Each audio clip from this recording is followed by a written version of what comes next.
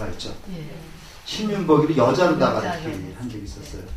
그래서 요게 지금 여자라고 하는 설이 있긴 있습니다. 가서 신윤복의 그림을 보면은 여자와 같이 섬세하게 그렸다 그래서 여자라는 설도 있긴 했는데 아직 인증이 안 됐어요. 안 됐는데 이제 그 드라마에서 이제 그 신윤복을 여자로다 이렇게 조금 이런 것도 좀 역사 인증이 안 된 걸 가지고 하니까 문제가 되는 것 같습니다. 네, 오늘하고 내일은 중국 불교를 가지고 하겠는데요. 오늘은 중국 불교의 수와 당나라 때까지 불교가 굉장히 성했습니다. 그래서 그 불교를 얘기를 하고, 내일은 우리 그 조배종하고 굉장히 밀접하게 연결되는 것이 선불교죠. 그래서 내일은 그 선불교를 하겠는데, 지난번에 우리 인도 대승불교를 말하면서 인도 대승불교 사상이 중관사상, 유식사상, 열애장사상이라고 얘기했는데요. 오늘 그 유식에 대해서 간단히 좀 말씀을 드리도록 하겠습니다. 우리 불교를 마음의 종교라고 그러죠? 마음을 다스리는 종교라고 하는데, 여러분들 나눠준 가방에도 일체 유심조라고 하는 말을 썼습니다. 모든 것이 마음의 장난이라는 얘기죠? 마음의 장난인데, 요거는 그 화엄경에 나오는 사구계로 굉장히 유명한 구절입니다. 그러니까 어떤 대상을 볼 때 그 대상을 이쁘다, 추하다 이렇게 보는 건 전부 다 누가 보는 거예요? 마음이 보는 거죠. 마음이 보는 건데, 그래서 우리가 유식에서 전식득지라는 말이 있어요. 아무래도 그 말은 안 쓰려고 얘기를 한다만 생각을 한다만은 전식득지라고 그래가지고 그래서 우리가 전식득지 요거 유식은 우리 마음을 크게 5가지, 작게 나눠서 100가지, 그래서 5의 100법으로 나눠서 설명을 하고 있어요. 그러니까 우리 그거를 보면요, 머리가 지끈지끈 아픈데 아파도 이게 굉장히 재밌습니다. 마음을 쫙 나눠서 보는 게. 그래서 우리 경전반에서도 그 전에 유식을 하고 그랬는데, 이게 차분하게 이해하면 좀 이해가 되는데, 우리가 마음이라고 하는 거를 굉장히 쪼개가지고 한다 보니까 잘 이해 안 돼요. 그래서 우리가 간단하게 요 마음에 대한 얘기를 하겠습니다. 그럼 우리가 요걸 유식이라고 하는데, 전이라는 말은 굴린다는 얘기입니다. 굴린다. 뭐를 굴려요? 요 식이라는 게 마음이라는 얘기입니다. 그래서 우리가 유식에서는 마음을 식이라는 말도 쓰고, 그 다음에 심이라는 말도 쓰고, 의라는 말도 써요. 똑같이 마음입니다. 요것도 마음이고, 요것도 마음이고, 요것도 마음인데, 우리가 식이라는 말은 의식할 때, 육식에서 의식을 하고 얘기했던 요걸 쓰고요. 칠식에서 말라식 할 때는 요걸 쓰고요. 그 다음에 제8 아래하식을 할 때는 요걸 씁니다. 그게 전부 다 마음인데, 요 식이란 마음을 갖다 굴려서 뭐를 지혜로 바꾼다는 얘기입니다. 그러니까 우리 마음을 굴려서 지혜로 바꾸는 걸 우리가 유식이 목표입니다. 이게 목표인데, 우리가 마음이라는 게 어디서부터 나와요? 우리가 눈으로 봐가지고 보는 게 있죠. 눈으로 보는 게 있고, 귀로, 그 다음에 코로, 그 다음에 요거 신은 몸신자입니다.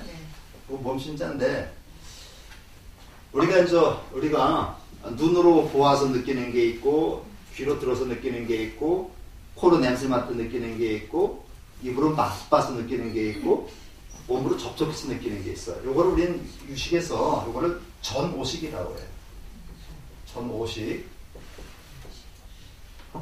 전오식이라고 얘기합니다. 근데 우리 가만히 보면요, 꽃이 하나 있어요. 꽃이 있는데, 꽃을 우선 우리가 어떻게 합니까? 눈으로 보죠. 눈으로 본다고 바로 이해가 되나요? 눈으로 보면 여기 어디로 들어가냐면 본 게 이 대뇌 쪽으로 가요. 대뇌 쪽으로 가서, 야, 그거는 예쁘다라고 하는 생각을 갖게 만들죠. 근데 만약에 그러면 우리가 이제 꽃을 보는 건 누가 본다고 볼 수 있어요? 우리 머릿속에 있는 마음인데, 만약에 이게 장님 같은 경우는 눈으로 보지 못하기 때문에 장님 같은 경우는 꽃이 아름답다는 걸 보지 못하죠. 그래서 요거를 의식하기 이전에 어떠한 사실을 우리가 인식한다, 안다는 얘기죠. 그래서 이걸 전호식이라고 그래요. 아직 요것만 가지고서는 우리가 꽃이다 뭐 알 수가 없는 거죠. 그 다음에 이제 하나 다섯이고, 제 여섯 번째를 육식이라고 그래요. 육식이라고 해가지고 아니 비설 신의가 되죠. 이게 이제 우리가 이제 육군이 육경을 봐가지고 느끼는 게 육식입니다. 이런 걸 우리가 이제 알죠. 우리가 이제 눈으로 어떤 대상을 봐서 그 대상이 이쁘다 안 이쁘다 느끼는 거, 요걸 우리가 육식이라고 하죠. 그러니까 안이비설 신을 육군이라고 하고, 요걸 갖다 색수상행식을 육경이라고 하고, 거기서 느끼는 거를 육식이라고 얘기하는 겁니다.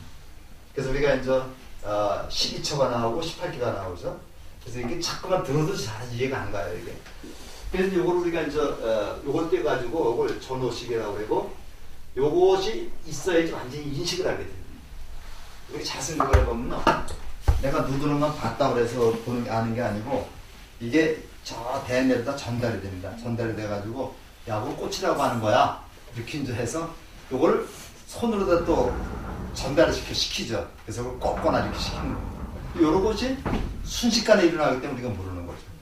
우리가 상대방하고 말하는 것도 상대방으로부터 이러한 말을 들었다 그러면 귀를 통해 들어가가지고, 대뇌로 가서 분석을 합니다. 분석을 해가지고 이것이 다시 대뇌에서 손발에다 지시라는 거예요. 그래서 이거를 한번 주먹으로 때려라. 이게 이제 우리가 언어 행위라고 해가지고 프랑스의 소슈르라고 하는 언어학자가 그걸 아주 상세하게 설명을 했어요. 이제 이렇게 되는데, 요거 제6식은 이제 우리가 의식이라고 해서 저걸 제6의식이라고 얘기합니다. 그 다음에 요거로만 끝나는 게 아니라 우리가 그 식을 통해서, 의식을 통해서 여러 가지를 보고 깨닫고 싫어하고 미워하는 그런 감정들이 많이 있죠. 이걸 우리가 업이라고 해요. 업이라고 하는데, 업이라는 것이 어디에 저장이 되느냐, 어마어마하게 큰 창고가 있어요. 이 우주보다도 더 큰 창고가 있는데, 이게 전부 다 하나씩 가지고 있습니다. 요걸 우리가 뭐라 하면 아레아식이라고 해요. 요 아레아식이라 해서 이걸 창고라는 걸 파식이라고 합니다. 이걸 우리가 이걸 장식이라는 말도 써요. 그래서 장식, 이게 이제 쓰죠. 장식이라고 해가지고 이거 이제 창고라는 얘기입니다. 창고. 그러니까 우리가 보고 듣고 행한 모든 것이 아레아식이라는 엄청난 창고 속에 저장이 되어 있어요. 근데 이 창고에 저장되어 있는 게 어떤 열을 만나면 자꾸만 밖으로 튀어나오려고 해요. 자꾸만 밖으로 튀어나오려고 그래요. 밖으로 튀어나오는데 이게 자기 중심으로도 튀어나와요. 나를 중심으로 튀어나오기 때문에 이걸 우리가 말라식이라고 해요. 이거 이제 말라식이라고 해가지고, 이거 이제 마나스라고 해가지고 칠식이라고 해요. 우리가 이제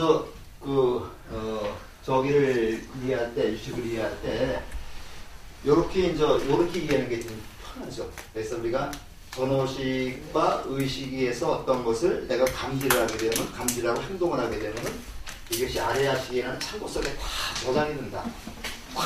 더 저장이 돼서 필요할 때 이것이 밖으로 끄져 나오는데, 요거를 나를 중심으로 해서 이렇게 해석하려고 하는 것이 이제 말라식이다. 이렇게 해서 우리가 이제 전호식, 육식, 칠식, 팔식이라고 이렇게 얘기를 합니다. 90까지 얘기하는 사람도 있습니다만 그거는 보통 얘기를 안 하고, 이렇게 해서 우리의 마음을 이렇게 8가지로 나누고 있어요. 8가지 나누고 있는데, 프로이드의 그 독일의 그 정신분석학자죠.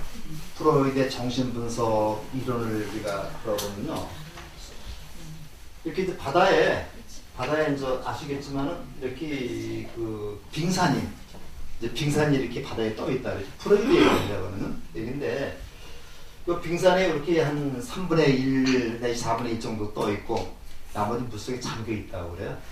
여기 이제 잘못 배가 근처에 갔다가는 배가 파손되거나 그래서. 근데 요걸 우리가 이제 의식세계라고 얘기를 하고요. 요거는 이제 우리가 이제 보통 그 잠재의식 세계라고 해가지고 그 잠재의식 세계를 다시 이 전의식 세계하고 무의식 세계로 나누기도 합니다. 그래서 우리가 프로이드 얘기를 들어보면은 요걸 우리가 이제 이드라고 얘기를 합니다. 그러니까 잠재의식 세계에 있는 것이고 여기 자꾸만 보통 튀어나오려고 그래요. 요걸 에고라고 그래가지고 요걸 우리가 자아라고 얘기를 하거든요. 그 비슷한. 그러니까 이게 우리 모든 잠재의식 세계가 여기에 들어가 있는데 여기 자꾸만 튀어나오려고 해요. 근데 요거를 못 나오게 막는 게 뭐냐?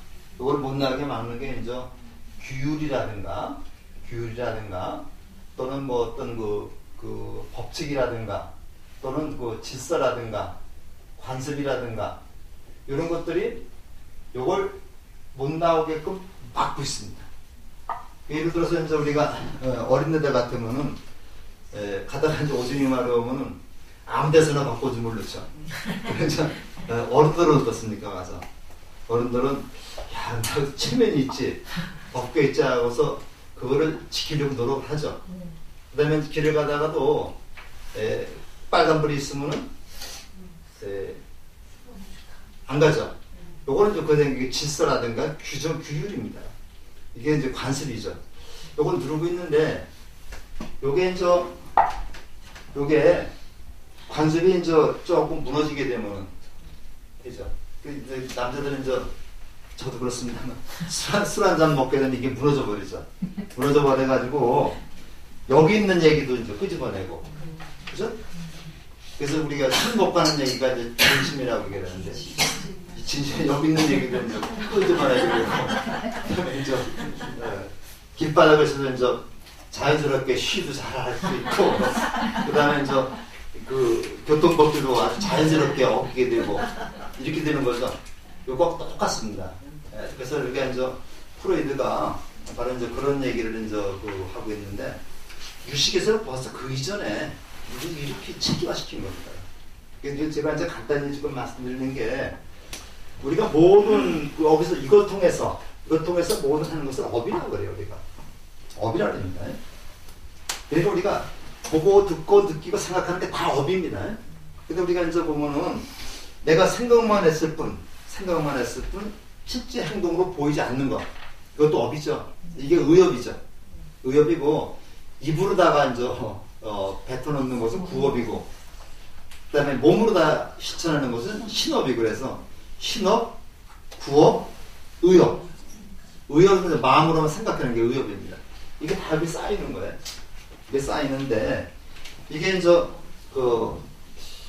누가 나한테 좀 이게 인이죠. 이게 인입니다. 이게 인이 돼가 있는데 어떤 친구가 내가 좀 조금 기분이 안 좋은데 나를 좀 비난하는 얘기를 했다. 내 기분이 나쁘죠. 기분이 나쁘면 여기 작용을 하는 겁니다. 가서. 모든 거를 나를 중심으로 생각하는 거예요. 모든 걸 나를 중심으로 생각하니까 이 자식이 나한테 이렇게 나쁜 말을 했어 하고 이게 튀어나와서 그 친구들을 갖다 이제 뭐 때린다거나 뭐 욕을 한다거나 이런 것이 되는 건데 이게 말라식입니다. 이게 제일 골치 아픈 게 말라식이에요.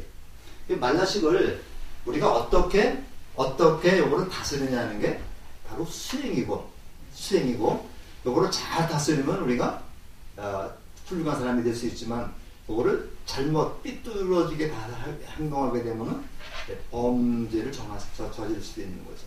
요게 인연입니다. 이게. 그래서 여기 인이 되고 연이 되는데, 그래서 우리가 이제 저기 저게요.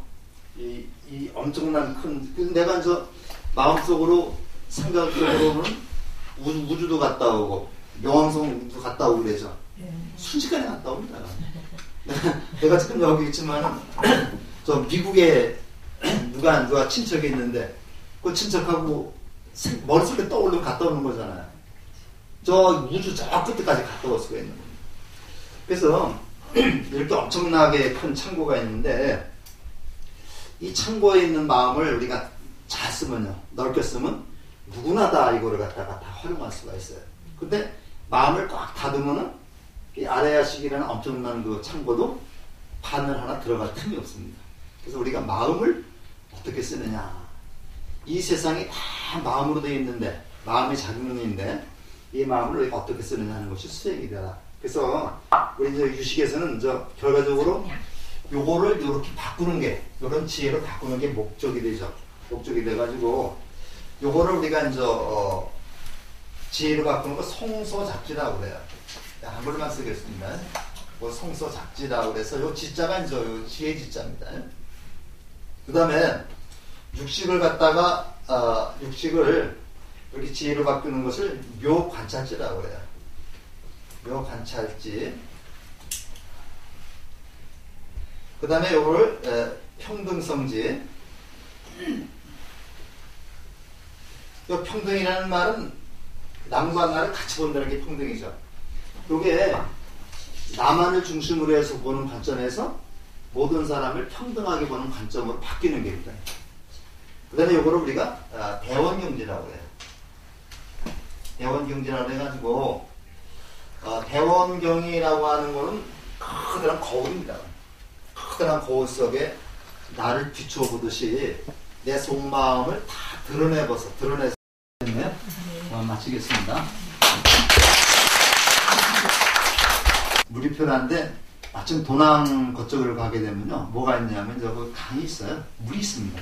물이 있으니까 거기서 저기들은 스님들은 잠깐 쉬어서 좀 수행을 하면서 이제 재충전하는 거고, 거기 이제 실크로드라 해가지고 비단길이라 그러죠.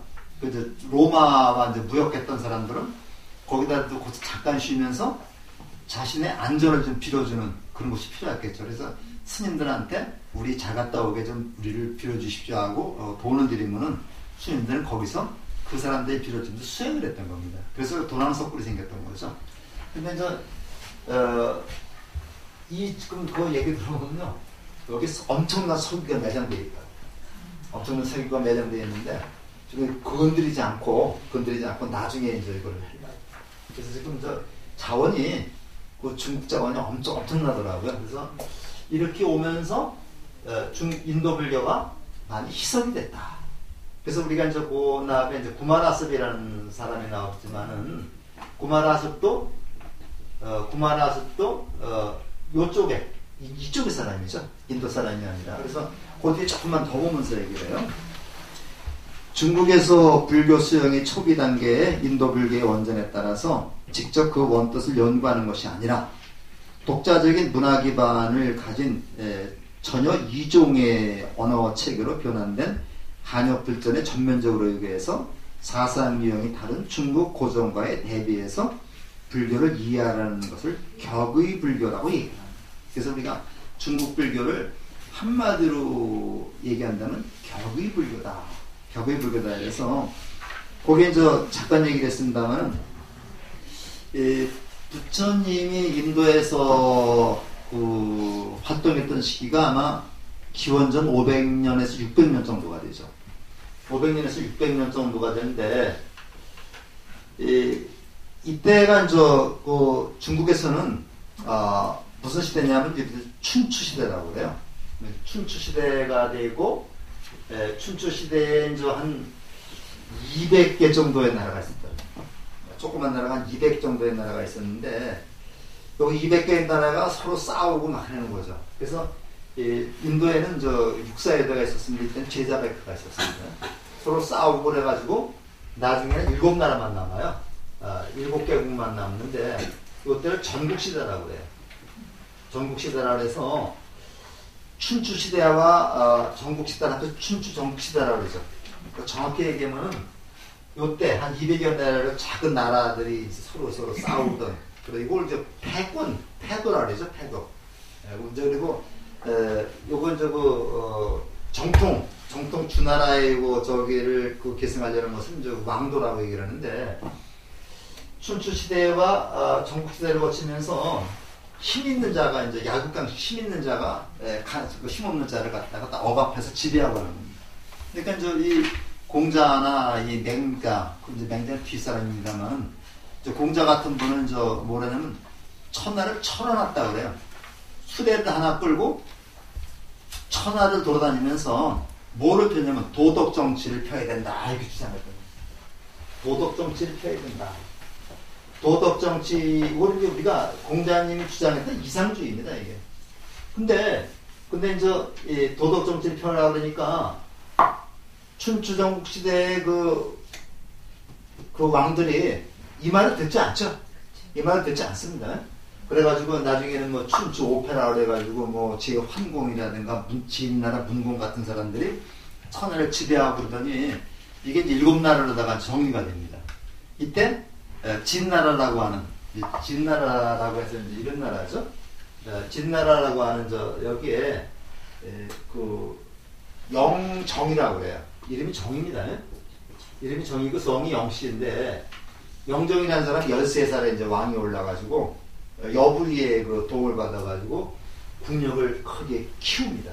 키워가지고 이제 이사라든가 이런 사람들의 이제 지원을 받고 같이 가르침을 받아가지고 천하를 통일하는 게 진나라죠. 이제 진나라를 해서 진시황입니다.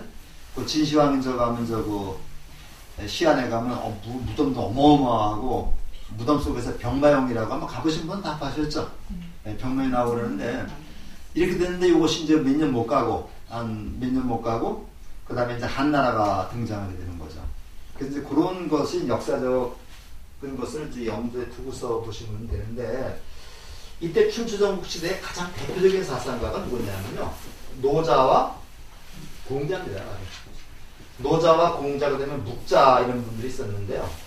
이 묵자는 그 당시에는 굉장히 중요한 사상인데 뒤에는 좀 사라져 버렸습니다. 이 겸해설이라고 해가지고 기독교의 사랑과 비슷한 그러한 주장이 있거든요. 그래서 그 노자가 주장한 그러한 사상이 이제 무의자연 소설이다. 무의자연이다. 사람이 자연을 갖다가 훼손하면 안 된다는 얘기죠. 자연 그대로다가 우리가 존재해야 된다는 얘기고, 공자는 이거는 인위설입니다. 이거 반대설이죠. 그래서 이는 주장을 했는데, 사람이라는 것은 이렇게 다듬어야 된다는 얘기입니다. 다듬어야 된다는 그런 주장이 이제 이 공자의 사상이고, 있는 그대로에서 순수함을 지켜나가야 된다는 것이 이제 노자의 사상이죠. 근데 불교는 바로 어디에 가까워요? 불교는 여기보다는 여기에 가깝습니다. 여기에 가깝죠. 그렇기 때문에 불교가 처음 들어오면서 어떻게 하게 됩니까?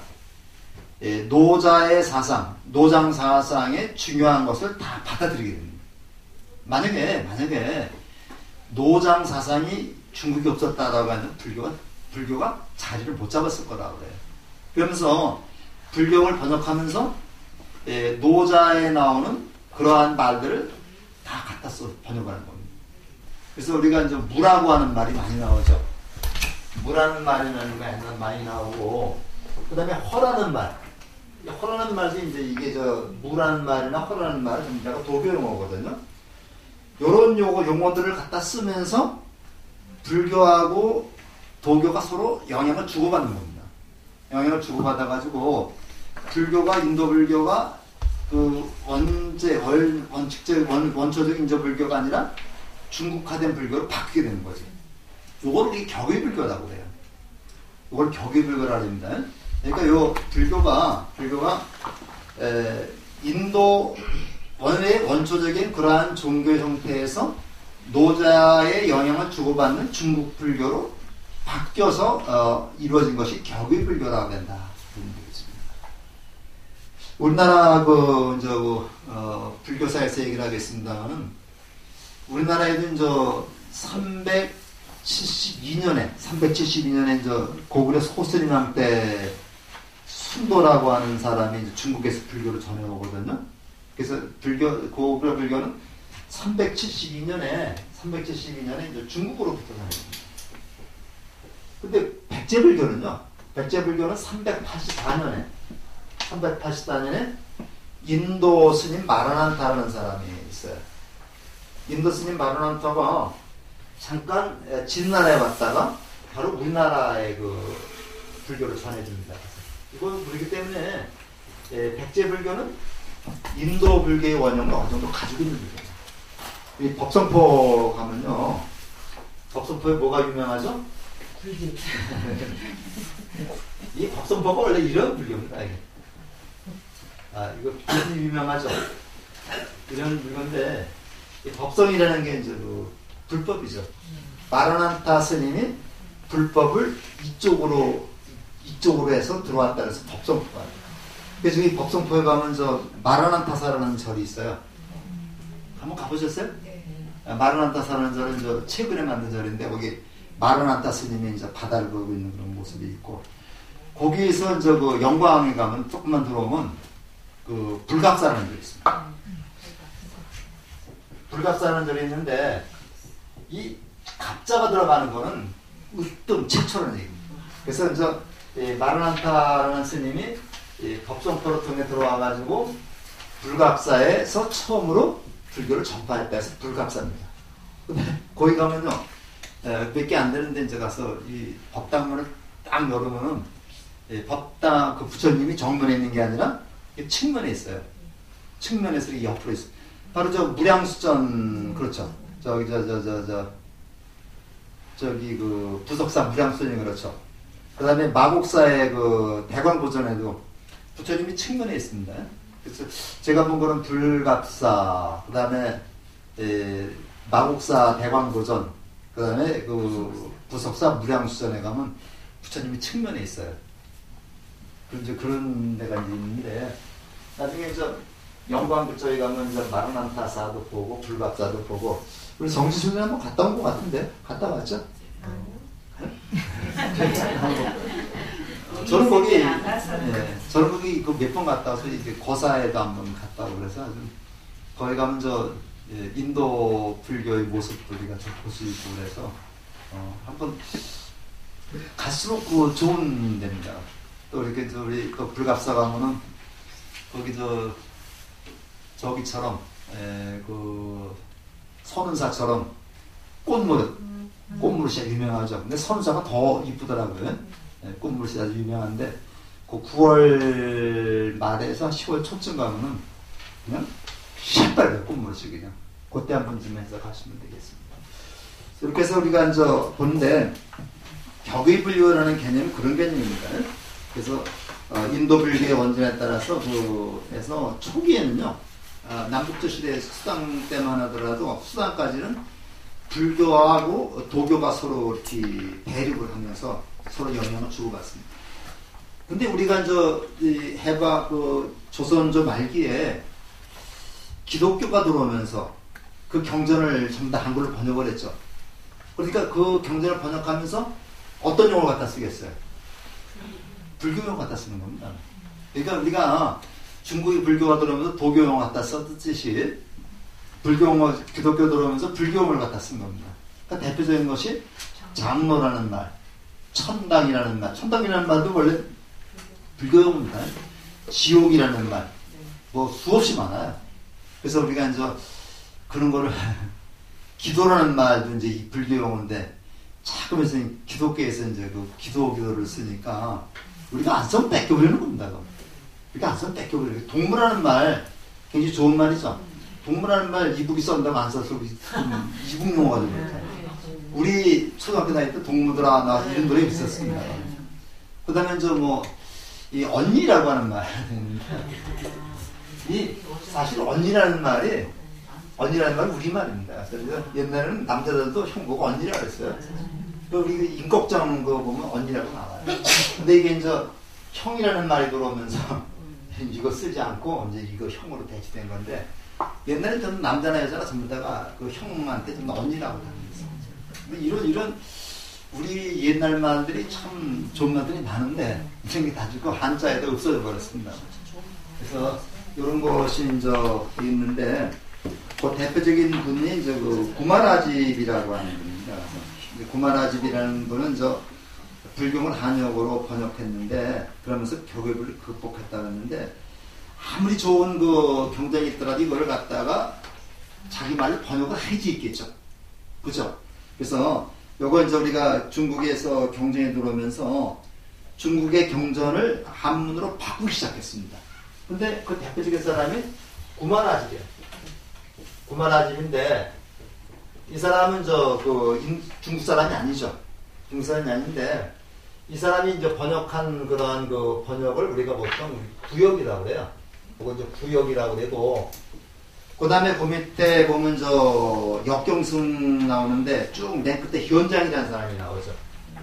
현장이 이제 이건 중국 사람인데 이 사람이 이제 인도에 가서 경전을 가져옵니다. 가져오는데 무슨 경전을 가져왔느냐? 주로 유식 경전을 가져왔어요. 유식 경전을 가져와가지고 이 사람이 번역한 거를 신역이라고 해요. 신역이라고 하는데 이 사람은 중국 사람이 아니기 때문에 중국적인 그러한 냄새가 들 나겠죠. 이 사람은 완전히 중국 사람이기 때문에 완전히 중국화된 물건가 나오는 거죠.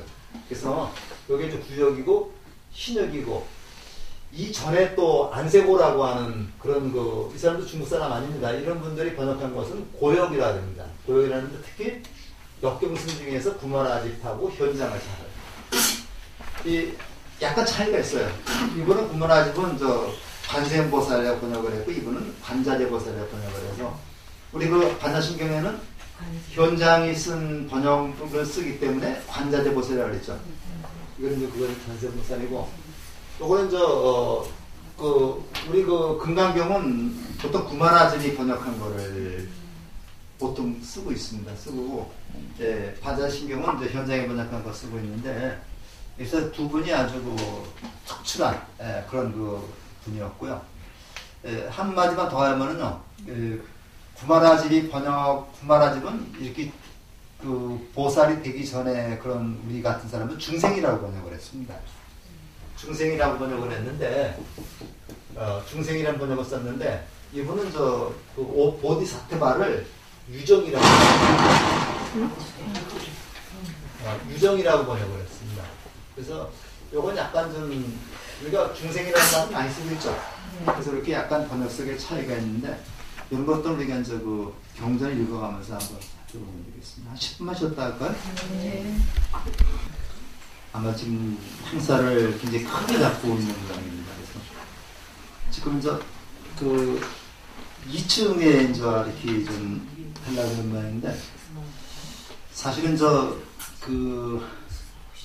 11시에 시작을 해서 또 점심 공연을 하셔야 되잖아요. 그래서 거기 고구려 짬뽕집에 좀 이렇게 부탁을 하려고 했더니 거기서 안 받는다고 그랬던 것 같아서 돈을 꽤 벌었나 봐요. 그래서 이제 거기 그래도 좀 점심은 해드려야 될 것 같은데 아주 그냥 오후 2시쯤에는 조건 되랬어요.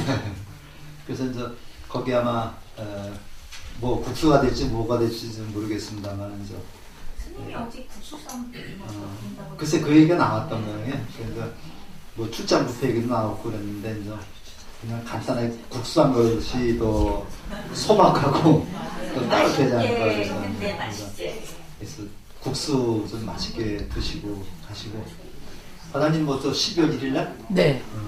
우리 남구청 사장님이 또 남구청에 봉사 또 하는데 시간 되시면 또 가서 강연한 건 아닙니다. 보여주시고 우리 어저께 내가 스님하고 얘기를 했는데요. 12월 둘째 주 화요일날 강의 끝나거든요. 강의 끝나는데 셋째 주 월요일날이 아마 17일날일 겁니다. 그래서 그때 이제 스님 보고 특강 좀 부탁을 드렸는데 스님 말씀이 이왕이면 좀 영산에 한번 오셔서 하는 것도 어떻겠냐 그래서 그냥 그러시라 그랬어요. 그래서 아마 17일날은 시간은 또 나중에 말씀드리겠습니다. 영산도 한번 구경 가시죠. 그래서 영산은 영축산입니다. 영축산이고 여기 수미산이고 그러니까 산에서 산으로 또 가는 거니까. 근데 인도 가면 이제 영축산이 부처님한테 이렇게 부처님 법화경 설하신 곳이거든요. 그리고 계단이 굉장히 많아요. 높진 않은데 계단이 많으면서 올라가면 굴이 많아가지고 아난존자가 수행했던 굴, 사리불존자가 수행했던 굴 이렇게 여러 군데가 있는데 그래서 부처님이 법화경을 설하시고 굉장히 많은 설법을 하셨기 때문에 그 부처님이 영축산에서 설법하시던 장면을 그림으로 그린 게 영산 해상도입니다. 영산 해상도가 돼가지고 우리나라 보통 법당에 가면 부처님 뒤에 태화를 모시죠. 태화의 거의 90%가 영산 해상도입니다. 그런데 우리 절에는 태화를 모시지 않고 자연 태화가 돼 있죠. 그래서 이렇게 그런 거 생각하시면서 한번 영산 가서 한번 부처님의 법화경 강의도 한번 좀 들어보는 게 어떨까 이렇게 생각을 해서. 78리터 다 가시나요? 아니 하루만 하면 돼요. 일주일에 해서 그렇게 하시면 되고.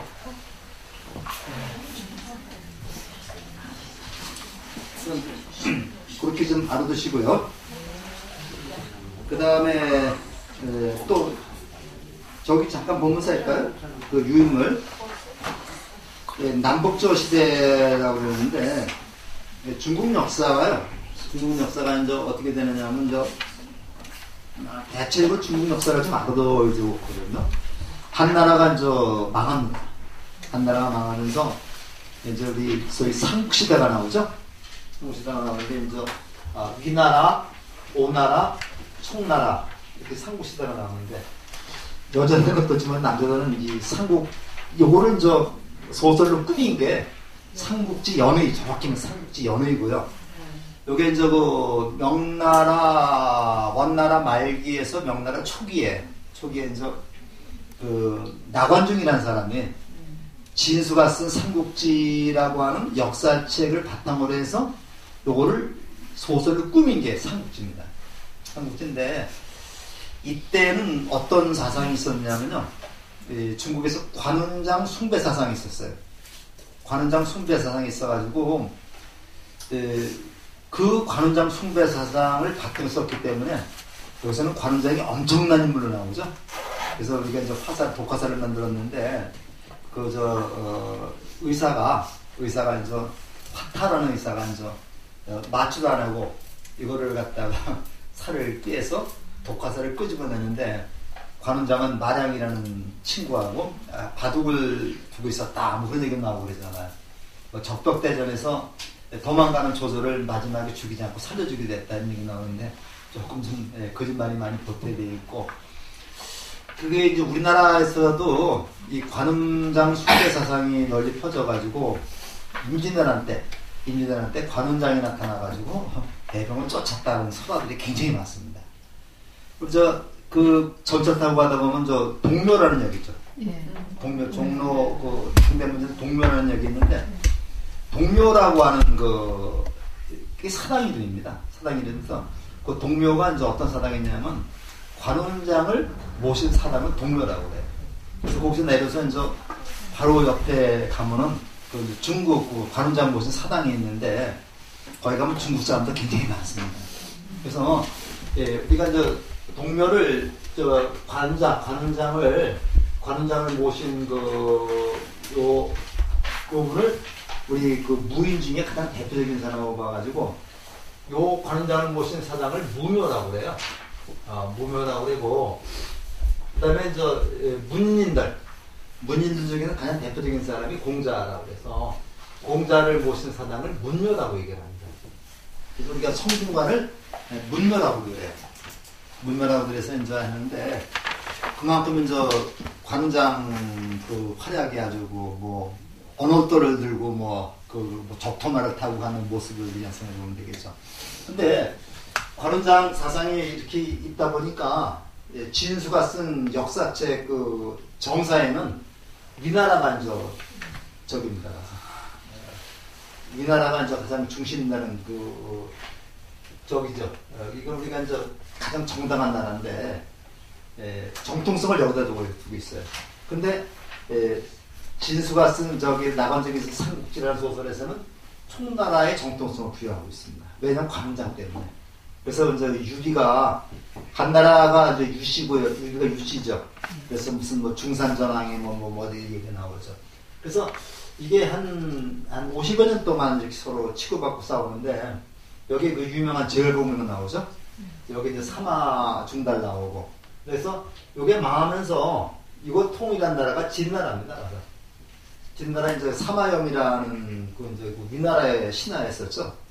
진나라가 이제 통일을 했는데 요게 한 30몇 년밖에 못 가요.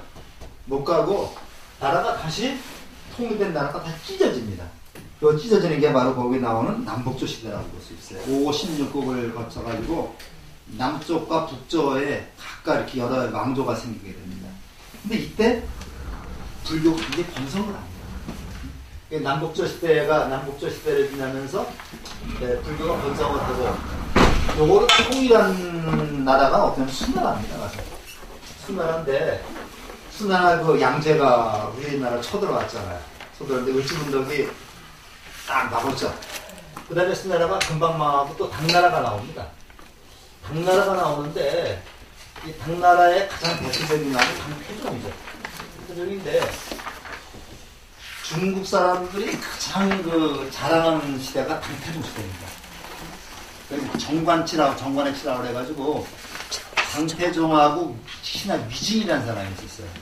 위징이 서로 그 나눈 대화를 정관정요라고 해가지고 굉장히 중요한 책입니다. 정관정요라고 해가지고 그 김영삼 대통령이 정관정요를 굉장히 좋아했다고 그래요. 지금 정치하는 분들이 이걸 많이 있는데 위징이라고 하는 신하가 당태종한테 직설을 합니다. 직접 건의를 해도 당태종은 그거 다 받아들여요. 그래서 신하가 말하는 것을 그대로 다 받아들이고 시행하는 것이 바로 당태종인데 위징이 죽고 나서 당태종이 이제 흐려지죠. 흐려져가지고 고구려를 침범하게 되는데 안시성에서 이제 양만춘한테 한쪽 분부 그런 얘기가 나오죠. 근데 이때 불교가 아주 굉장히 번성을 해요. 근데 이때 그 당나라 때 누가 나오느냐면 측전부가 나옵니다. 네, 측천부죠. 측천부인데 이 사람이 원래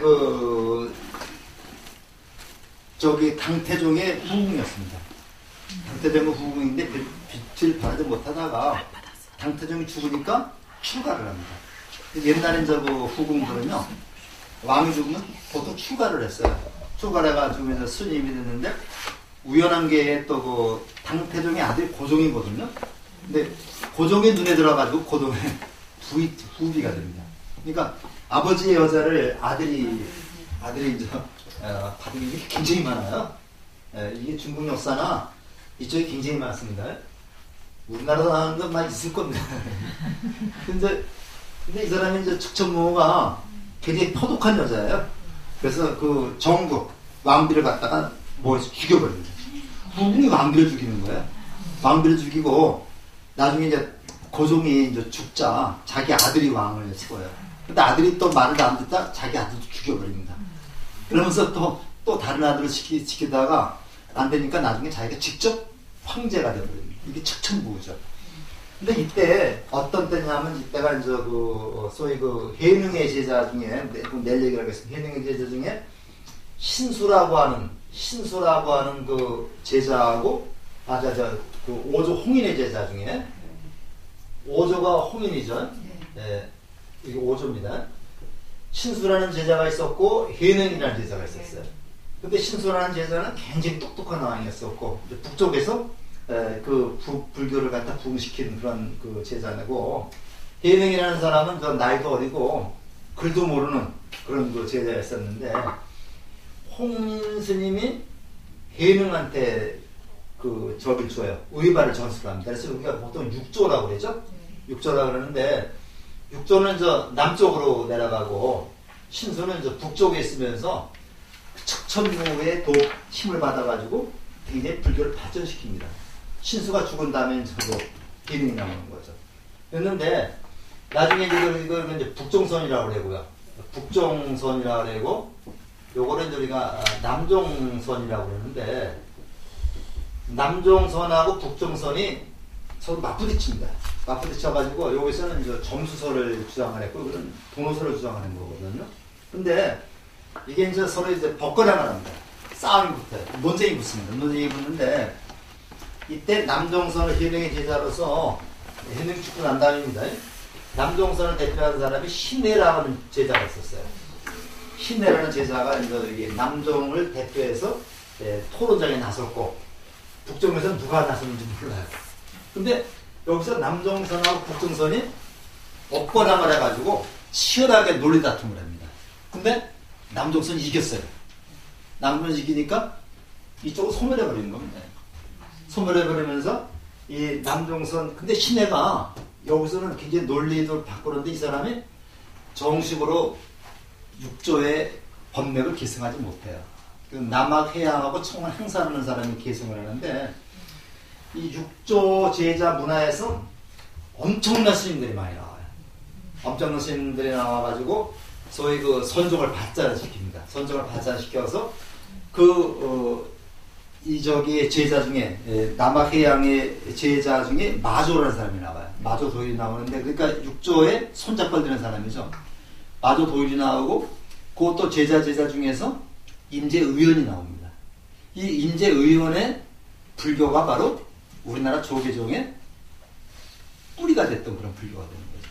그래서 요건 이제 그 선종불교는 이렇게 이제 이야기를 하는데 오늘은 여기까지 가지는 않고요. 바로 이 척천무와 수당 이때 불교의 그 아주 꽃을 피웠습니다. 꽃을 피워가지고 불교 시인 중에서도 이제 우리가 왕유라는 사람이 있었고요. 왕유라는 사람이 있었고 그 다음에 또 이제 그 백낙천도 불교 시인이고 이러면서 척천무의 그 도움을 받아가지고 엄청 그 불교가 발전하게 돼서 최전성기입니다. 그래서 그런 것을 우리가 좀 염두에 두어가면서 보도록 하겠습니다. 그래서 그 남북조 시대 잠깐 볼까요? 4대 남조, 뭐 유송, 그 제양진나 있고 5대 북조에서 유시대가 있었다. 많은 불교학파가 성립됐다. 그 열반종, 선진론 많습니다. 유교와 도교의 대립이 있었고 이에 북이 태무제와 북주, 무제, 피벌다는 게 있었다. 후반기에 어려운 경전 차이를 인식하고 전체를 하나의 틀로 통합하는 교상판석이 나온다. 그 교상판석에 밑줄을 쳐보세요. 이거 굉장히 중요합니다. 이때 운강, 용문 석구들을 조상하였으며 직지인심 견성성불의 선정이 성립하였다. 요때 싹이 터서 요때 뭐가 나오느냐면요. 저기 그 달마대사 갔다 오게 되는 거죠. 요때 싹이 터가지고 요게 이제 당나라 때 와서 꽃을 피우게 되는 거예요. 우리가 이제 꽃이라고 하는 게 꽃을 피우기 위해서는요. 그냥 어느 날 아침에 꽃 피우는 게 아니죠. 봄부터 쭉 국화꽃이 피듯이 요때 선종이 싹이 튀는 겁니다. 요때 이제 달마대사가 오면 선종이 싹이 트가지고 요것이 꽃 피는 것이 당나라 때 꽃이 피는 거예요. 그래서 이제 물론 이때 이제 그래서 이제 석굴이 많이 그 조성됐는데 유명한 게 이제 운강석굴하고 용문석굴이죠. 용문석굴인데 저도 못 가봤어요. 여기를 한번 꼭 가보고 싶은데 나경 쪽으로 해서 한번 좀 가보고 싶은데 한번 가보려고 합니다. 근데 이제 이때가 이제 전쟁기였기 때문에 불상들이 아주 우람해요. 운강석굴은 가끔 저기서 좀 봤을 겁니다. 굉장히 그 우람하고 그냥 인상도 그냥 이렇게 쓰고 있는데 우리나라 그 석굴암의 본전불은 굉장히 자비롭죠. 그래서 이제 이것이 그 시대상을 반영하는 건데, 이 운강석굴이나 용문석굴은 실제로 있는 그 석굴에다가 이제 이렇게 불상을 조성한 것이고, 우리 그저 석굴암은 이건 인공석굴이죠. 이 석굴을 만든 겁니다. 그래서 석굴을 만들어서 이제 거기다가 그 모신 거다. 그리고 영천에 가면 제2석굴암이 있어요. 한번 보셨어요? 직접 가지 못하고 다른 사람께 같이 어울리는 그런 지혜를 배운 경지라고 그래요.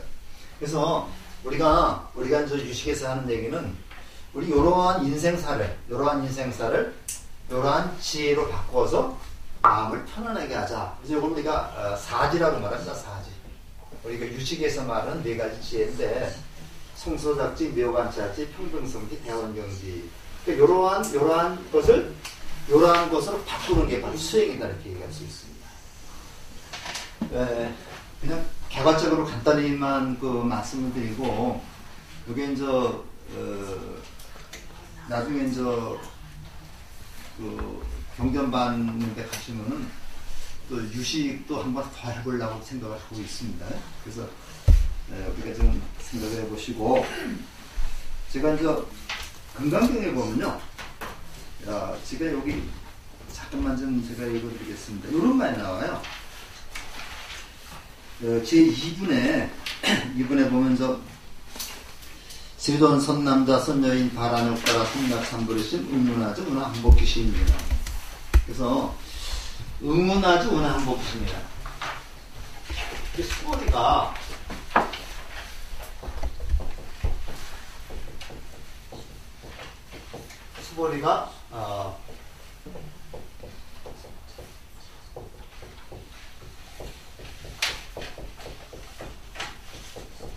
응문하주 은하한복심이라 해서 요건 우리 어떻게 해석되어 있느냐면요. 세존이시여 가장 높고 바른 깨달음을 얻고자 하는 선남자 선여인이 어떻게 살아야 하며 어떻게 그 마음을 다스려야 합니까? 요거입니다. 수고리가 이제 부처님한테 응당 어떻게 머물러야 되느냐. 이 머무른다는 말은 마음을 어디다 둬야 되느냐. 마음을 어디다 둬야 되느냐. 그리고 어떻게 그 마음, 바로 이런 마음이죠. 이런 마음입니다. 이 마음을 어떻게 내가 항복받아야 되겠습니까? 항복받는다는 얘기는 무슨 얘기예요?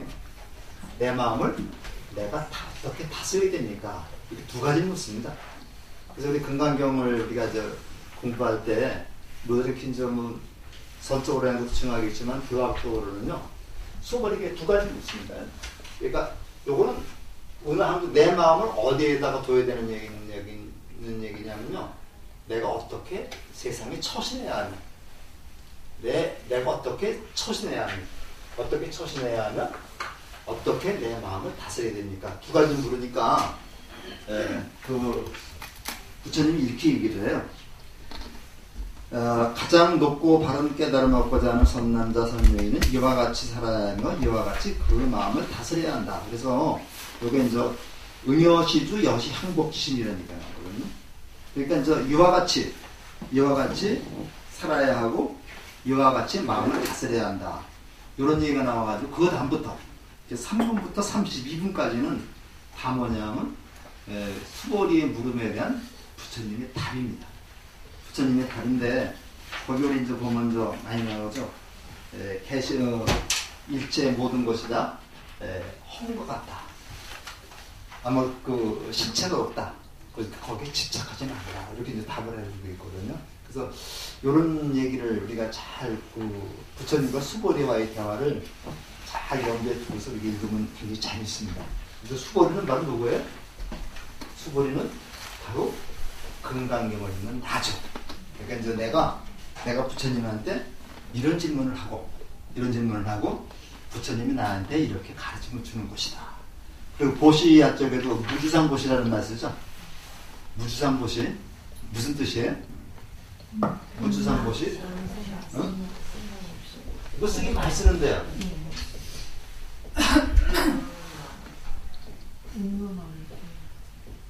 무주상보시 주자가 머무른다는 얘기입니다.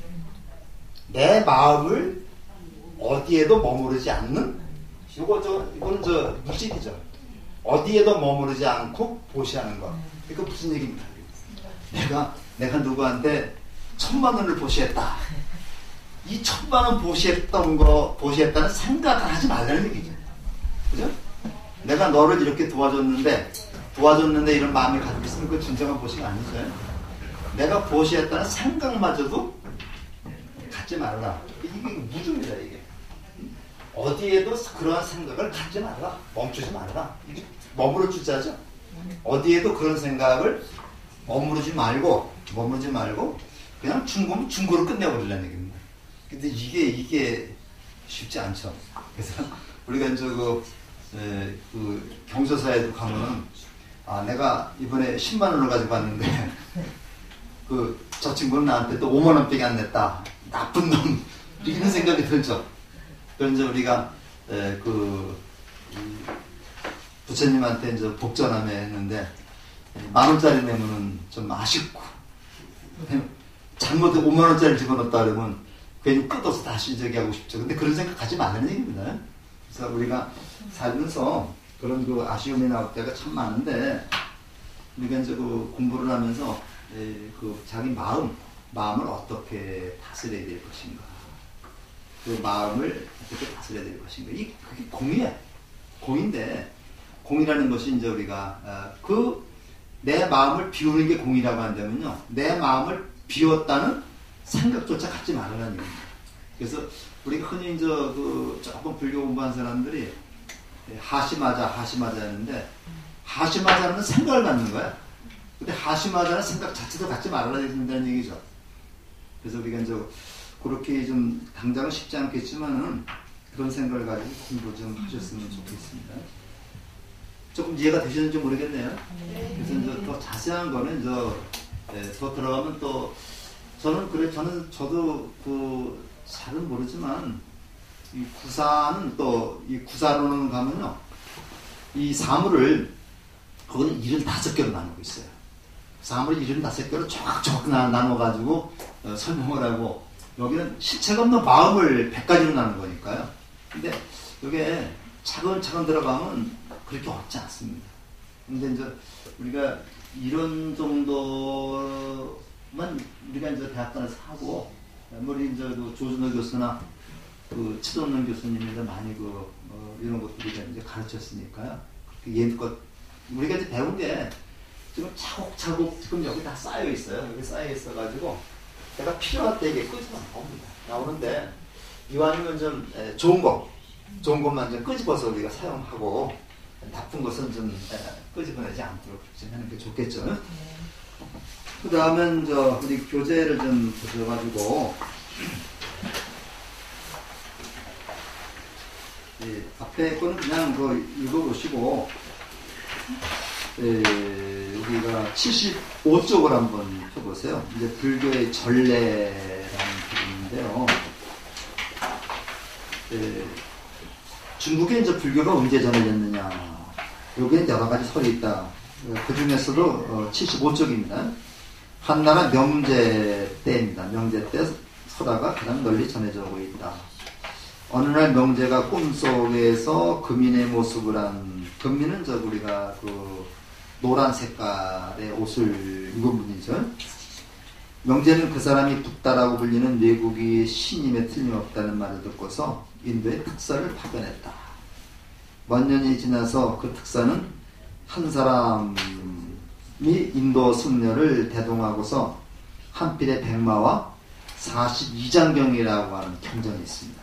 그러니까 그 42장경은요, 불교 경전에서 요점만, 엑기스만 뽑아서 이렇게 만드는 경전입니다. 42장경이라는 경전이 있습니다.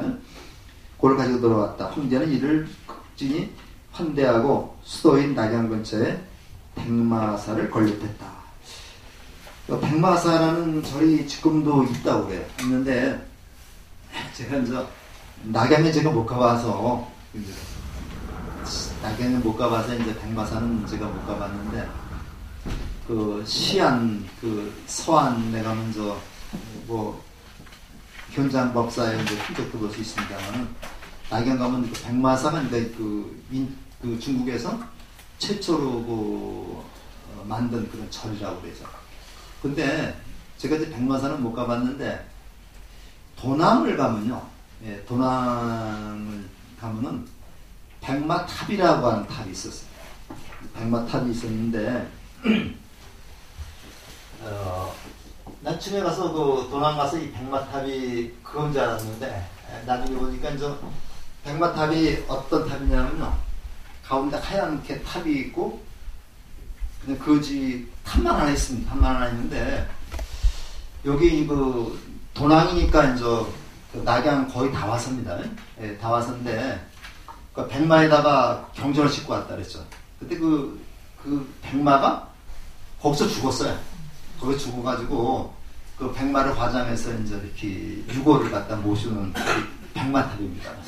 백마탑이 돼가지고 우리 그때 가서 그 백마탑을 돌면서 거기서들이 좀 금강경도 있고 좀 그런 적이 있었는데, 그래서 이제 도남 쪽에 가면은 그냥 막고구리라 그래가지고 그냥 절벽에 그냥 아파트처럼 이렇게 굴을 만들어서 거기다가 수없이 많은 저희가 있어요.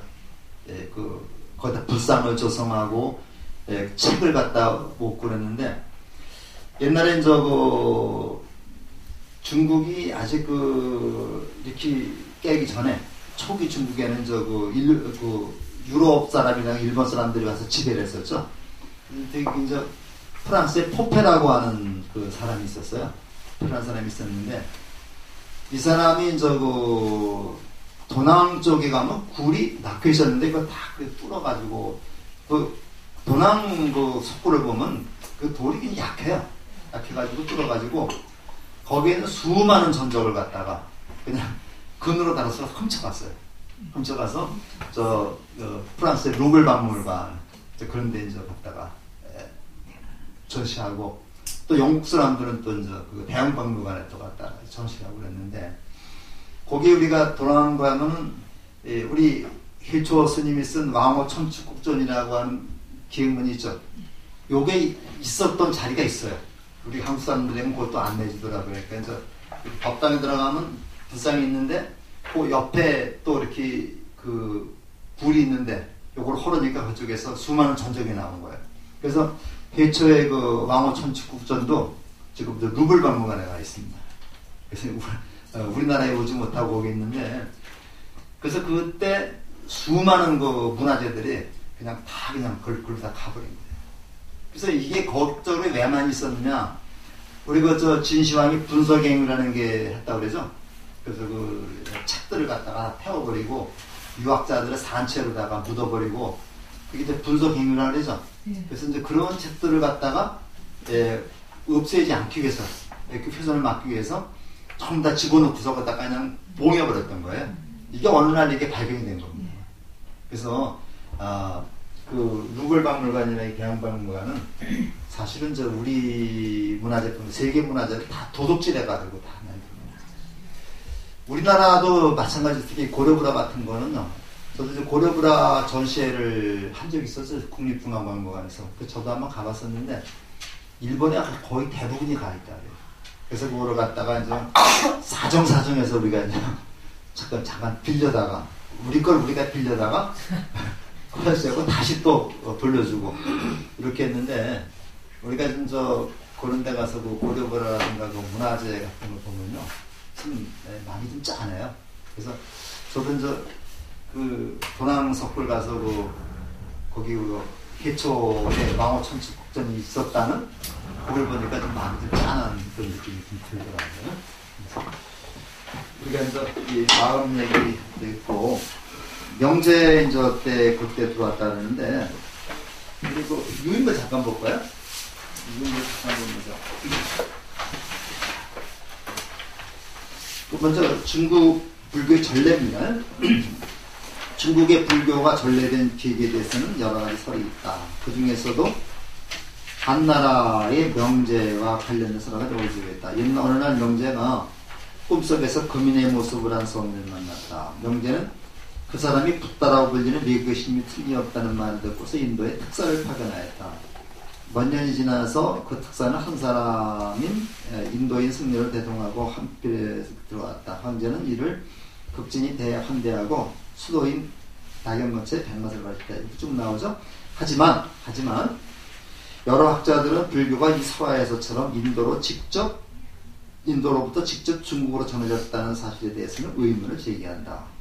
불교가 인도에서 중국으로 직접 전해진 것이 아니라 쿠샤나 제국과 파르티아, 중앙아시아 등지로부터 전래되었으며 실크로드의 동쪽을 계속 거쳐오면서 점차 여과되었으려는 것이다. 여과라는 말은 이게 걸려졌다는 얘기죠.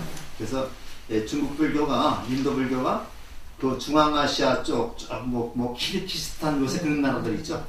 그렇게 오면서 많이 중국화되거나 중앙아시아의 불교로 좀 바뀌면서 이렇게 들어왔을 것이라는 것이 일반적인 그 견해입니다.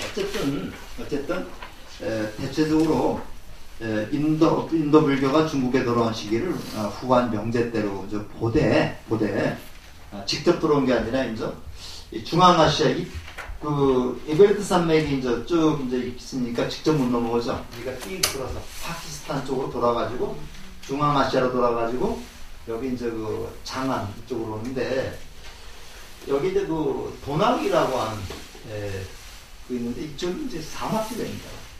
사막지대가 돼가지고 실제로 저 가면은 모래가 그냥 모래로만 덮여 있는 그런 지역도 있고요. 그 다음에 이제 가도 끝이 없는 그냥 그 황무지입니다. 황무지인데 지금 이제 가면요, 거기 가면 그냥 황무지에 그냥 길만 쭉 따라져 있어요. 거기를 옛날 우리 힐처 스님이나 현장 스님은 좀 더 걸어간 겁니다. 걸어가는데 이게 3월 가다 보면 물이 필요하죠. 반야부 경전. 이 반야부가 이제 600권이 되는데 그 반야부 경전의 577번째 경전이 금강경입니다. 그러니까 쉽게 얘기하면 뭐예요? 금강경이 600배 되는 그런 분량의 경전이죠. 그래서 이 역경원에서 번역한 경전도 보면은 반야부 경전이 제일 많습니다. 한 20-30권 되는 것 같아요. 근데 그 중에 이제 577권이 금강경입니다. 그 다음에 요거는 아함경어서를 했던 거고요. 요거는 아함경어서를 했던 거고. 그 다음에 이제 마지막으로 이제 법화 열반시라고 해가지고 법화경과 열반경을 8년 동안 설했습니다. 그러니까 이 천태대사는 뭐예요? 이런 것을 다 설하고 나서 마지막 결론으로 설한 게 법화경이라는 얘기죠. 그러니까 법화경이 가장 중요한 경전이라는 얘기가 되겠습니다. 그래서 법화 열반경을 설했는데 여기서는 이제 법화경하고 이제 열반경입니다. 열반경인데 그러면 여기서 화엄경 빼고 여기에 이제 아함경 빼고 또 반야부 경전은 바로 공사상이죠. 이게 이 반야부 경전 빼고 법화 열반경을 뺀 나머지 모든 경전이 방등경이 되겠습니다. 그렇게 이해 가시죠? 그래서 이제 나오는데 이건 모두 합해면 몇 년이 돼요? 20년, 40년, 50년, 21일. 50년이 되죠. 그건 빼버리고 50년이 되죠. 그래서 근데 보통 우리가 부처님 생애를 보면은 35살에 깨달아가지고 80살에 돌아가신 거로 하죠. 45년이죠. 근데 이제 이 천태대사는 부처님이 29에 깨쳐가지고 79에 돌아가신 거로 해서 이 천태지기 대사는 부처님의 생애를 29에 깨쳐서 79에 들어갔으니까 50년 동안을 활동하신 거죠. 천태대사는 이렇게 50년 동안 활동했다는 설을 펴고 있어요. 요 부분만 그렇습니다. 일반적으로는 35에 깨달아서 80살 돌아가신 걸로 하는데 요것만 이렇게 해서 50년이 되겠습니다. 50년이 되는데 법화경에 이제 방편품이라는 품이 나와요. 그러니까 제일 중요한 품이 이제 방편품이 두 번째 나오는데 거기 가면 부처님이 무슨 얘기가 나오느냐면은 부처님이 사리불한테 얘기를 합니다. 내가 여태까지 너희들한테 얘기한 것은 50년 동안 얘기한 것은 다 방편일 뿐이다. 방편이다. 우리가 이제 손으로다가 저렇게 달을 가리키는데 내가 말한 것은 그 달이 진리죠. 진리고 손가락이 방편입니다.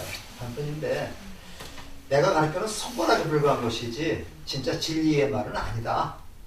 그러니까 이제 사리불이 부처님 무슨 말씀입니까? 우리는 여태까지 다 배운 거를 진리라고 하는 그런 것으로 알고 있는데 그거를 방편이라고 하면 씁니까? 그러면 진짜 저희들한테 진짜 진리의 말씀을 해주십시오. 이렇게 얘기를 합니다. 첫 번째 청을 합니다. 그랬더니 안 된다. 너희들 못 알아들 거다. 하고 거절을 해요. 그때 사리불이 또 청을 합니다. 또 거절을 합니다. 세 번째 청을 하니까 그렇다면 내가 얘기해 주마. 하고서 그다음부터 이제 방편품 진리를 얘기하니까 같이 있던 제자 중에서 5,000명의 제자가 자리를 박차고 나갑니다. 자리를 박차고 나가요. 자기들은 지금까지 말한 게 다 진리인 줄 알고 있었는데 그게 아니라니까. 내가 가지고 있는 게 진짜 보석인 줄 알았는데 이게 가짜라고 하니까 나가버립니다. 그래서 부처님은 그 5,000명 제자를 말리지 않아요. 그래서 인연이 깊지 않은 것이다. 저 사람들은 깨닫지도 못하고 깨달은 척했던 사람이다. 이런 분들은 이제 우리가 증상만이라고 그래요. 교만함이 그냥 가득 찬 사람이잖아요. 그래서 부처님이 그 다음에 말씀에 다 숙인 주는데 증상만은 부처가 되지 못한다는 얘기를 합니다. 그래서 그런 얘기들이 이제 그 법화경이나 참 재밌어요 이게. 그리고 비유로다 그렇게 말씀을 잘 하십니다. 그래서 이제 하는데 이 법화경을 이제 혼자 공부하면 안 되고요. 같이 우리가 공부하면 이 법화경의 그 맛이 또 다르고 또 화엄경은 또 화엄경대로 또 사사무예법계라는 게 나오죠. 내가 있는 이 자리가 바로 내가 있는 이 자리가 바로 부처님의 자리고 꽃이 들꽃도 있고 호박꽃도 있고 다 어우러져 폈을 때 더 아름다운 것이지 장미만 갖다 놓으면 아름답지가 않죠. 그래야 꽃이 저게 내가 이제 장미꽃이 있어도 거기 안개꽃도 있고 뭐가 있어야지 더 돋보이는 거잖아요. 이런 말씀하시는 게 화엄경입니다. 그래서 우리가 이제 사실은 그 불교 공부에서 이 금강경 공부하고 나서 이렇게 화엄경, 법화경 공부하면 진짜 그 깊은 맛을 느낄 수가 있습니다. 그래서 이런 단계죠. 이런 단계를 공부하라는 얘기입니다. 이런 단계를 공부해서 암경부터 공부하고 방등경을 공부하고 반야경을 공부하고 법화경을 공부하고 그건 바로 법화경의 세계나 화엄경의 세계를 같은 세계입니다. 이렇게 나오면 우리 불교에서는 거의 요런 것은 신경을 쓰지 않죠. 춤서부터 금강경 나오고 그러니까 그래서 이렇게 한 것이 교상판석이고 이렇게 부처님의 가르침을 체계적으로 만든 것이 바로 부처님이 저기 그 첫대 지자됐습니다. 근데 사실은요, 화엄경이나 반야경이나 법화열반경이나 거의 부처님 돌아가신 지 한 500년쯤 뒤에 나왔어요. 500년 뒤에 나왔는데 그 내용을 우리가 이제 살펴서 이렇게 체계적으로 정리한 것을 교상판석이라고 얘기를 합니다. 그렇게 좀 우리가 좀 찍는데 이 교상판석을 바탕으로 해서 그 다음에 이제 선종이 나옵니다. 그러니까 선종불교가 나오는데 이것이 이제 중국 불교의 꽃이 된다. 이제 그런 얘기를 할 수 있고요. 그 다음에 이제 그 유인물 좀 조금 더 보시면요. 송나라, 원나라가 나옵니다. 남북조가 도교와 불교의 대립이라면 송대에는 유교와 불교의 대립 시대로 태조 때 최초로 대장경이 가능되었으며 인쇄술이 발달되었다. 특히 선종의 명화 영향을 많이 받은 주작이 발달하였으며 밀교 경전과 위경이 많이 유행했다. 남송 이후 인제종과 조선종에 지은 타종파는 쇠퇴했다. 티베트 불교의 유익으로 라마교가 유행했으며 정토신앙이나 백년도 등은 사교로 탄압받았다. 이 송나라가 이제 중국에 이제 등장하는데요. 당나라가 망하고 이제 잠시 그 또 5, 16국이라는 그 혼란 시대를 거쳐가지고 송나라가 이제 천하를 통일하는데 송나라는 굉장히 국력이 약했어요. 굉장히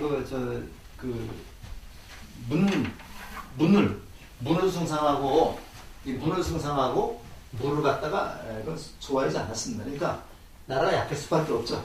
그러니까 저기 이그 요나라라든가 이쪽에 만주 쪽에 그런 나라들이 세력을 잃어가지고 요 나라가 이제 양자강 밑으로 피난을 갑니다. 이게 남송이죠. 남송인데 요때 이제 주자라고 하는 걸출한 인물이 나옵니다. 주자라는 걸출한 인물이 나오는데 주자가 누구한테 그 공부를 했느냐면요. 삼촌한테 공부를 받아요. 주자의 삼촌한테 공부를 했어요. 주자의 삼촌이 아주 당대의 가장 유명한 불교학자였어요. 불교학자인데, 그래서 이제 그 주자가 불교를 기가 막히게 그 공부한 그런 사람인데, 이 사람이 이제 유교를 불교의 이론에 맞춰서 다시 바꿨습니다. 이게 성리학이죠.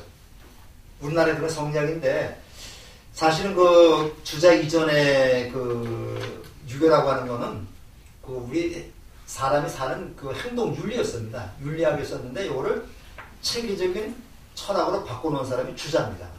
그래서 주자의 그 성리학인데 이 주자가 불교를 너무 잘 알기 때문에 불교의 폐단을 여러 가지로 지적을 하는 겁니다. 그래가지고 이제 성리학이 발달하면서 도교는 어느 정도 이때는 쇠퇴해가지고 도교는 뭐가 됐냐면 이제 기복적인 종교로 바뀌어버렸어요. 기복적인 종교로 바뀌어버려서 이 송나라 이후에는 그 불교와 유교가 대립을 하게 됩니다. 대립을 하게 되면서 대장경 얘기가 나오는데 대장경이 바로 뭐 하는 게 대장경이 우리나라 대장경도 부처님의 힘을 들여서 몽고의 침략을 막아보자고 하는 게 대장경이죠. 그래서 대장경을 조업하는 거죠. 마찬가지로 송나라도 자기들 힘으로 안 되니까 부처님의 힘으로다가 그 매적을 한번 막아보자 이렇게 해서 대장경이 판각이 됐고 그게 우리나라까지 영향을 줘가지고 소위 그 의천 이런 분들이 이제 대장경을 이제 판각하게 됐던 거죠. 그러면서 뜻밖에도 몽골이죠. 몽골. 여기에 이제 징기스칸이라고 하는 거출한 인물이 나와가지고 엄청나게 이제 중국을 통일을 합니다. 통일을 하는데 우리가 이제 그 밀교가 중국에 인도에서 불교가 오면서 티베트 불교가 다시 몽골로 전해집니다. 이게 티베트 불교가 몽골로 전해지면서 티베트 불교하고 몽골의 불교는 서로 같은 경향을 띠게 돼요. 이게 바로 밀교의 경향을 띠게 돼가지고 바로 송나라로 원나라로 이제 오면서 불교가 이제 밀교의 경향을 띠면서 요것도 라마교라고 그러죠. 티베트 불교를 그러면서 이게 이제 그 기복적인 방향으로 가게 되는 거죠. 그러면서 서서히 유교의 그 신에 밀려서 불교가 퇴조하게 됩니다. 이게 우리나라에 영향을 미쳐가지고 고려 때가 고려는 이제 불교 국가인데 고려 중기 이후에 이제 그 안양이라는 사람이 이제 주작을 들여오면서 계속 주작이 발달을 하게 되죠. 그래서 조선조화가 세우면서 정도전이 이제 나라를 한번 바꿔보자. 그렇게 해서 이제 그 불교 중심의 나라에서 유교 중심의 나라로 바꾼 겁니다. 그러면서 이제 그 정도전은 안전한 유교에서 추구하는 도덕 정치를 펴려고 노력을 했던 거예요. 그러기 위해서는 왕권이 좀 약화되고 신권을 강화시키자 이렇게 됐는데 거기에서 이제 그 이방원 일파들이 왕권을 약하게 하니까 반발이 나오는 거예요. 그래서 왕권파와 신권파가 맞붙었는데 정도는 지게 되죠. 지게 돼가지고 이제 이방원이 중심이 돼서 이제 왕권파가 다시 살아나면서 이렇게 쭉 이어내려오다가 연산군에 들어가면 완전히 그냥 그 연산군이 개판 쳐버리죠. 그래서 이제 왕권이 되니까 반정이 일어나가지고 연산군을 밀어내고 다시 신하들이 이제 그 정권을 잡게 되는데 왕을 밀어낸 사람은 그 밀어낸 주인공들은 어떻게 하겠어? 다음 왕을 똑똑한 왕 안 시키겠죠. 말 잘 듣는 왕 시키겠죠. 그래서 이제 중종 같은 사람이 왕이 되고 또 이렇게 해서 이제 역사가 되는 거예요. 역사라는 게 그래요. 그래서 이제 우리가 지금 오고 있는데 지금 사람들이 이제 요즘에 우리 그 소위 그 우리를 둘러싸고 있는 육강 우리가 이제 여기 눈치도 봐야 되고 저기 눈치도 봐야 되고 하다못해 김정은이 눈치도 봐야 되죠. 요 당시하고 구한 말에 조선조 말에 청나라 눈치 보는 사람, 일본 눈치 똑같은 상황이라 그러죠. 우리 굉장히 조심스럽게 우리 주체성을 살려가면서 중국이나 미국의 들러리가 되지 않도록 우리가 좀 정신 똑바로 살아야 될 것 같습니다. 진짜 걱정스러워요.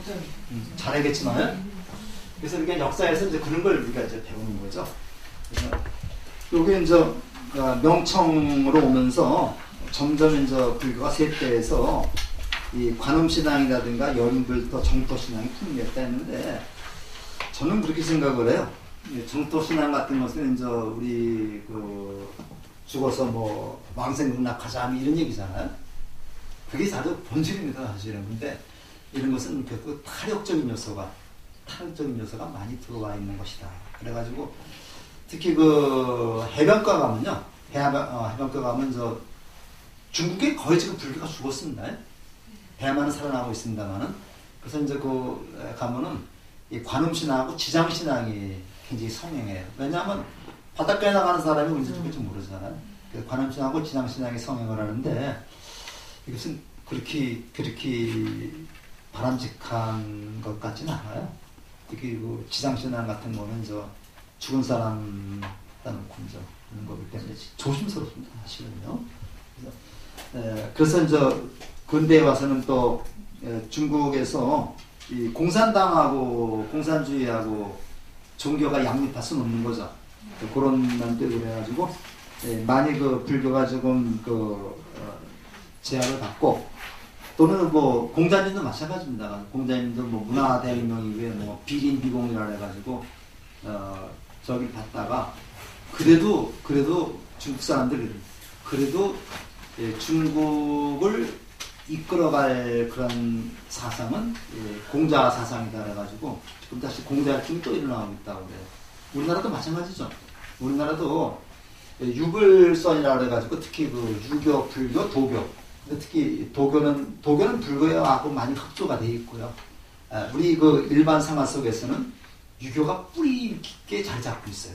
그래서 우리가 이제 논어가라든가 이제 이렇게 맹자라든가 뭐 그런 책들을 우리가 한번 보면서 불교와 같은 유사점도 발견할 수 있고 그래야 됩니다. 그래서 뭐 불경도 많이 있겠지만 논어 같은 것도 한번 기회 되시면 읽어보시고요. 또 우리 기독교 성경도 좀 읽어보시고 그러면서 내 것만 최고다. 내 것만 최고다. 불교만 좋은 사상이고 나머지는 그렇지 않다. 이건 잘못된 겁니다. 암만 좋은 사상이 뭐래요? 가서 실제로 중생과 함께 하는 그런 실천 불교가 됐을 때 더 가치 있는 것이다 생각을 해서 요즘에 그 연말이 되면 뭐 구세군 뭐 활동 나오죠. 굉장히 부럽습니다. 저는요. 그래서 불교는 저런 것도 못하고 그 기독교는 밥 퍼주는 목사도 있는데 밥 퍼주는 스님은 안 계신가. 그쪽도 좀 있습니다. 그리고 결과적으로 이제 이 법화경이나 화엄경에서 얘기하는 것이 실제 우리가 실천을 하자. 부처님의 가르침을 머릿속으로만 해석하고 실천하자. 그런 점에서 이번 토요일에도 한번 가서 좀 같이 한번 실천하면 좋지 않나 생각을 합니다. 뒤에서 꼬라면 그 동굴이 원래 있던 데다가 만든 거고. 그래서 이제 그런 것이 이제 있습니다. 그 다음에 뭐 교상판석 조금 말씀할 거고요. 그 다음에 직진심, 견성성불, 요거는 이제 선종의 핵심적인 사상인데, 요거는 내일 말씀드리겠습니다. 그 다음에 수와 당을 보세요. 견장의 인도 구법과 역경, 희능의 남종선, 현수법장의 화엄정이 성립됐다. 당부정의 회불도 굉장히 있었는데, 특히 여기서 우리가 주의해 봐야 될 사람이 현장 스님입니다. 현장 스님은 인도에 직접 갔다 오셔서 대당 서역기라는 기획문을 썼는데, 우리 서유기로 많이 알려져 있죠.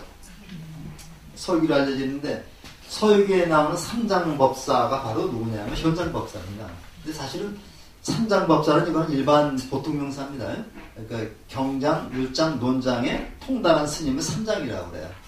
원래 이름은 현장입니다. 근데 이분이 이제 사오정, 그 다음에 손오공, 저팔계, 사오정 이렇게 사람을 데리고, 사람인지 뭔지 모르지만 데리고 가서 가진 고생을 하면서 이제 이렇게 경전 가져오는 내용이 서유기라는 소설인데요. 이거 불교 소설입니다. 굉장히 재밌게 읽을 수 있는 소설이죠. 그래서 우리가 4대 기사에 하면 앞에는 삼국지, 그 다음에 수호전. 수호전은 또 108병의 영웅이 나와요. 송강모, 그 다음에 무송 이렇게 해서 108명의 영웅. 108명도 불교적 영향을 받은 겁니다. 그 다음에 서유기가 있고, 금병매라는 소설이 있는데, 금병매는 무송하고 그 형수 방금 전 얘기입니다. 이렇게 해서 우리가 굉장히 재밌게 읽을 수 있는 소설이죠. 그래서 나오는데, 법난도 많았어요. 삼무일정의 법난이라 해가지고, 북이 태무제, 북주무제, 당부정, 후주, 세종의 파불행위를 얘기한다. 그 다음에 중기 이후에는 선종이 번창했고, 위양, 임제, 조동, 운문, 법안 등 5종 분파와 이 5가 7종 나오는데, 이 5가 7종도 이제 다음 4시간에 하도록 하겠습니다. 그래서 이제 쭉 나오면서, 이때 또 뭐가 특징이 있느냐 하면요. 이 종파가 나눠집니다, 종파. 그러니까 우리가 중국 불교의 특징은 아펠사마라는 격의불교와 그 다음에 종파불교로 나눌 수 있어요. 종파불교인데 이 종파라는 거는 이제 우리가 글자 그대로 그 경전의 해석을 같이 하는 사람들의 끼리 모여서 수행하는 걸 종파라고 그래요. 여기는 경전을 어떤 경전을 주로 해서 중심으로 해서 우리가 모이느냐 이 얘기죠. 우리 지금도 보면요, 우리 그 조계종 같은 경우는 금강경을 소위경전으로 가장 중요한 경전으로 보고 있죠. 그 다음에 천태종 같은 경우는 저기 단양부이생 천태종 같은 경우는 법화경 중에서도 그 보현 그 관세음보살 보문품 요거를 가장 중요한 경전으로 봐가지고 천태종이가 맨날 관음기도만 하고 있습니다. 우리 저기 강화대 황룡사도 있죠. 그것도 천태종입니다. 그 다음에 화엄정 같은 우리 저기 있죠. 만수동인가? 만수동인가요? 여기 약사사라고 있죠. 약사사가 우리나라 천태종의 총본산입니다. 총본산인데, 천태종이 아니라 화엄정의 총본산인데, 본산이래 절 한 두어 개 빼고 없나 봐요. 그냥. 그래서 거기가 화엄정의 본산이 돼서, 이렇게 거기 가면 이렇게 십계돌들이 여기다 걸어놨지만은, 거기 약사사 가면 십계돌을 굉장히 멋있게 해놨죠. 이게 담을 쌓아놓고서 가면 이렇게 나오는데, 언제 한번 약사사 한번 가시면은, 거기 그 십계도 한번 이렇게 돌아보세요. 그전에는 거기 약사사 다니시는 분들이 굉장히 많이 우리 불교대에서 공부를 했어요.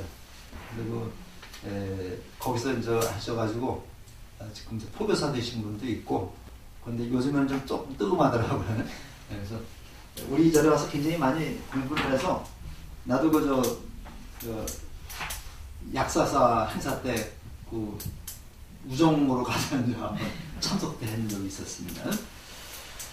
자, 그렇게 해서 각종 종파가 많이 나옵니다.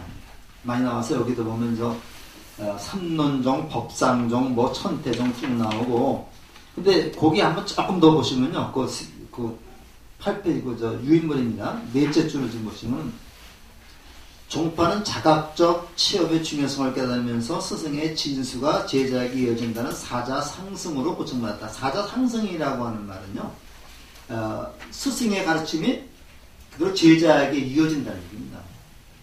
스승의 가르침이 제자에게 이어진다. 그러다 보니까 석가와 동일한 체험을 가지고 지금 여기에 다시 시작할 수 있게 하는 현시대 지도자를 조 또는 조사라고 불렀다. 그러니까 이게 보면요, 사자상승이라는 것이 우리 저기 좀 보면 되겠습니다. 이 선종을 보면은 달마대사의 그 가르침이 해가로 이어지고, 이조해가죠. 요 가르침이 승천으로 이어지고, 요 가르침이 도신으로 이어지고, 요 가르침이 홍인으로 이어지고, 그래서 1조, 2조, 3조, 4조, 5조 이렇게 이어지는 거죠. 그러니까 이 사람들의 입장에서는 누가 부처님이에요? 바로 자기 스승이 부처님입니다. 그래서 이 스승들을 조사라고 해가지고, 또는 부처님의 버금가는 하나의 종파를 세운 스승이라는 뜻입니다. 그래서 우리가 조사 또는 조라고 그러는데, 여러분들 그 예불 들어보면요, 예불문 보면은 석원동진, 급아해동, 역대전등, 제대조사, 천하종사, 그 다음에 일체선지식 나오죠. 그래서 우리가 스님들 말할 때 조사 다음에 종사입니다. 종사. 그 다음에 선지식이에요. 선지식이고, 그 다음에 이제 일체 승가야중이라고 나오죠. 그래서 우리가 가장 어느 그 종파를 세우거나 창시한 가장 훌륭한 스님을 조사라고 합니다. 그 다음에 우리의 가르침을 많이 주는 분은 종사라고 합니다. 그러니까 제대조사, 천하종사, 일체미진수, 제대선지식 나오죠. 그래서 선지식은 이제 우리 그 가르침을 주는 스님. 그 다음에 맨 마지막에 뭐가 나와요? 시방 3세, 제망 차례, 상주일체, 승가야중 나오죠. 승가야중. 그래서 이제 승가가 바로 누구냐면 이제 일반 스님들을 얘기하는 겁니다. 그래서 우리가 뭐 쪽에 이렇게 나오는데 우리나라에서 과연 조사라고 칭할 만한 분은 몇 분이나 될까요? 대체적으로. 그래서 사람에 따라서 다르겠지만은 대체적으로 원효대사, 의상대사 요 분 정도를 우리가 조사라는 칭을 해서 우리 법성배할 때 의상조사 법성배라고 얘기를 하죠. 조사라는 명칭 함부로 붙이는 거 아닙니다. 그래서 우리 학장 스님은 아마 선지식 그런 정도는 괜찮지 몰라도 조사 종사는 아니죠. 함부로 붙이는 거 아니죠. 이거는. 대종사. 네? 대종사라는 그런 개념은요. 우리 조계종에서 만든 직급이고 요거하고 조금 의미가 달라요. 그래서 우리 조계종에서는 직급을 말할 때 대종사, 종사 그래도 그 조사라는 이름은 없어요. 거기도 그래도 그렇게 이제 해서 이렇게 직급을 나누는데 대종사 하게 되면 우리 저기서 재종사하면 최소한도 그 방장스님 이상 되게 됩니다. 방장스님이나 이제 누구죠? 종종스님 이런 분들을 이렇게 대종사라고 할 수 있는 거예요. 함부로 하면 안 되는 거죠. 그래서 호칭이라는 게 아무 때나 막 붙이면 안 되는 거라서. 그 다음에 천태대사 지인은 법화경은 석가의 최종 가르침으로 보고 법화경에 따라 불교실 전체를 채우면 법화연의 머리 쭉 나오면서 중국 불교를 체계화시키는 사람이 천태대사 지인입니다. 요거를 교상 판석이라고 해요. 그래서 좀 교상 판석에 대해서 말씀을 드리겠습니다.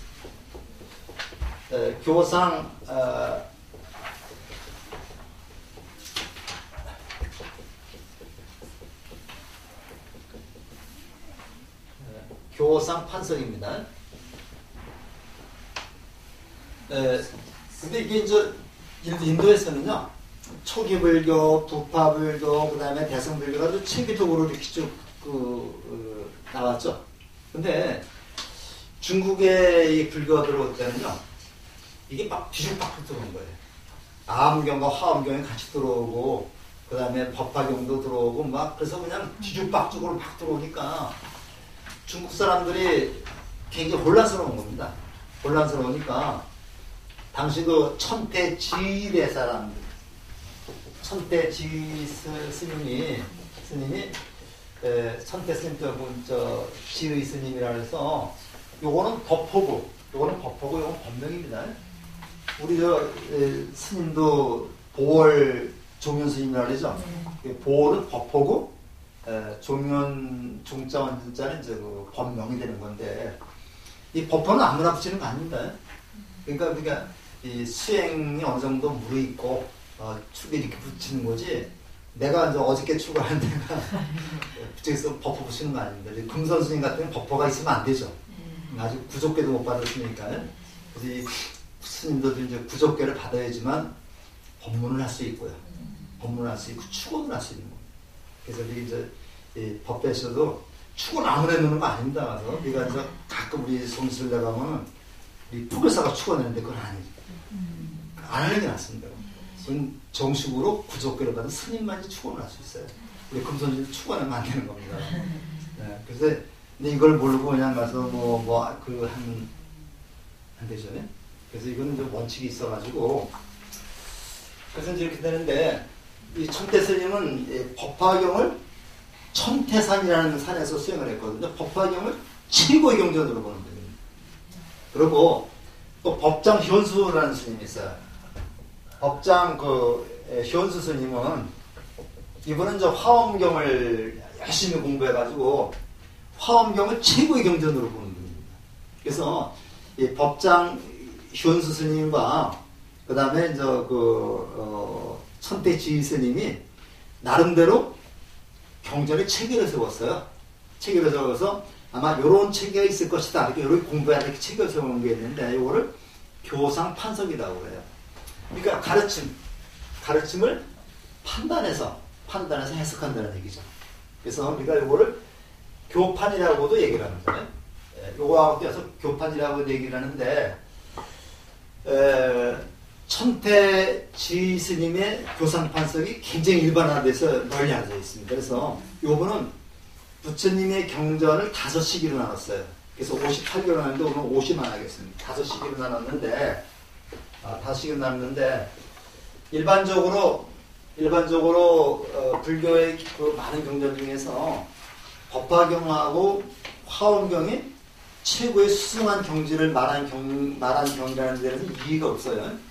그러니까 그 법화경이나 화엄경 읽어보면요, 우리가 지금까지 배운 불교하고 달라요. 근데 뭐가 다르냐? 그게 실천불교입니다. 아는 게 끝나지 말고 아는 것을 실천하는 얘기죠.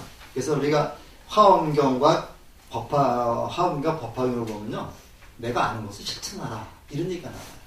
그래서 특히 이제 그 화엄경을 보면은 보용보살 얘기가 엄청 많이 나옵니다.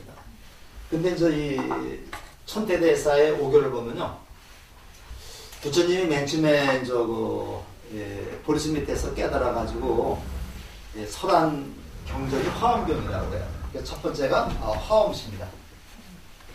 처음에 화엄경을 설했더니 요걸 21일 동안 설했어요.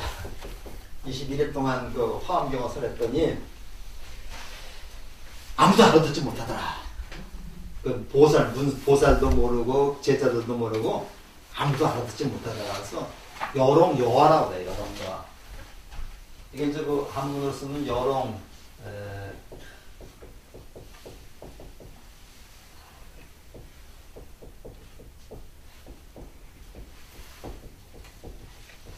여롱여화라고 그랬나? 농자는 요거는 규모거리.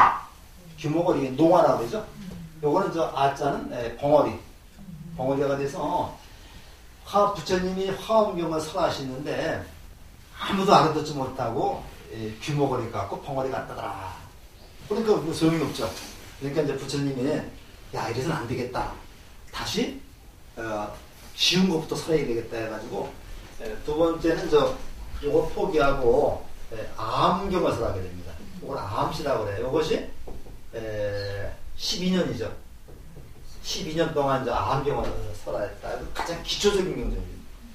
암경을 설하니까 이제 조금씩 이해하더라.